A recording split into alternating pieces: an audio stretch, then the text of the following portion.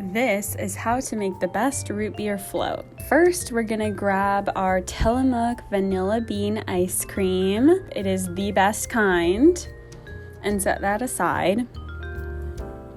And then we're gonna grab our root beer from the fridge. You can use any brand, I prefer the Safeway brand. And then pick out your favorite mug. I like to use one with a handle. And grab a spoon to scoop your ice cream with.